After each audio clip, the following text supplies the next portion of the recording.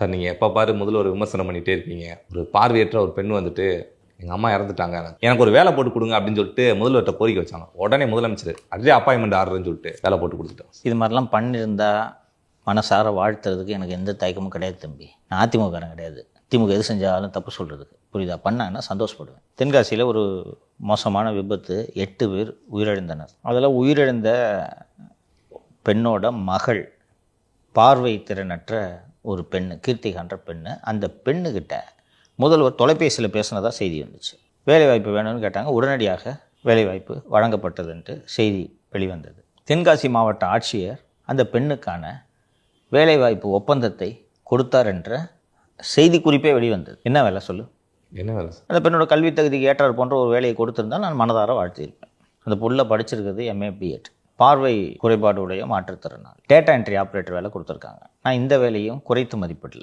சரியா? அதுவும் ஒரு வேலை, வருமானமே இல்லாமல் இருக்க அந்த பிள்ளைக்கு ஏதோ ஒரு வேலைன்ட்டு அந்த வேலையை இவங்க கொடுக்கல. அந்த தென்காசி நகராட்சியில் ஒப்பந்ததாரர் இருப்பான்ல, அந்த குப்பை வர்றது, பணிகளை செய்கிறது, இது போன்ற அந்த கான்ட்ராக்டர்கிட்ட சொல்லி வேலை வாங்கி கொடுத்துருக்காங்க. அப்போ அந்த கான்ட்ராக்டர் தானே அப்பாயின்மெண்ட் ஆர்டர் கொடுக்கணும். நீ ஏன் கொடுக்குற? அரசு வேலையாது. எல்லாத்துக்கும் இந்த பேர் வச்சு சோறு வச்சு தான். சிஎம்க்கு இது தெரியாது. தெரியுதா? ஏன் பொம்மை முதல்வன்னு சொல்கிறோன்னு? சார் அண்ணே ஃபோனில் பேசிடுங்க சார், கேமரா ரெடியான்னு சொல்லிட்டேன். நல்லா இருக்குமா? கவலைப்படாதீங்க, செஞ்சிடுறேன். படிக்கலைன்னா பிரச்சனை இல்லை பாஸ், BEd முடிச்சிருக்கு. விஷயத்த சொல்லிடுறேன். அந்த இறந்து போன அந்த மல்லிகா சிங்கிள் மதர், அப்பா இல்லை. அந்த மல்லிகா தான் பார்வையற்ற இந்த கீர்த்திகான்ற இந்த பெண்ணை வளர்த்து வருகிறார்கள்.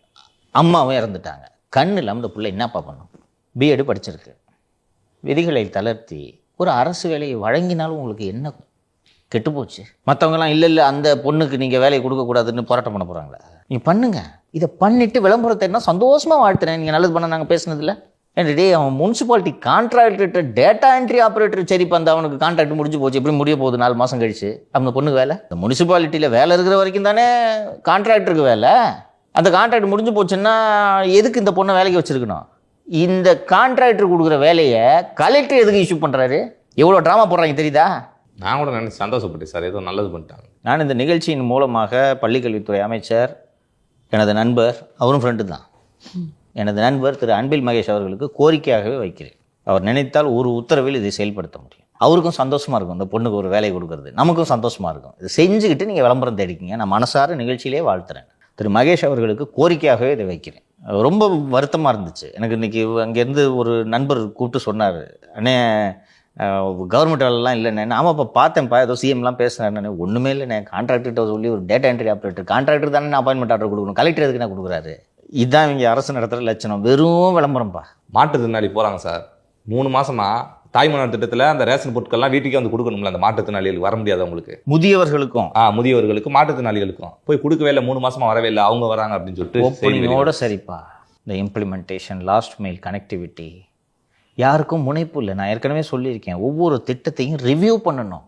என்ன எப்படி இம்ப்ளிமெண்டேஷன் ஆயிருக்குன்றது ரிவ்யூ பண்ணனா பயம் இருக்கும். சிஎம் ரிவ்யூ பண்ணுவார்ப்பா, மினிஸ்டர் ரிவ்யூ பண்ணுப்பார்ப்பா அப்படின்ட்டு. இவங்க அடுத்தடுத்த ஷூட்டிங்க்கு கடந்து போய்கிட்டே இருக்காங்க. முடிய போது ஆட்சி, இனிமேல் என்ன 4 மாதம் பல்ல கட்சிக்குங்க. நான் எல்லாருக்கும், எல்லா மக்களுக்கும் அதான் சொல்கிறேன், 4 மாதம் வீட்டுக்கு அனுப்பிச்சிட்டு நல்ல ஆட்சி வரும், நல்லபடியாக இருக்கலாம் எல்லாரும். சார்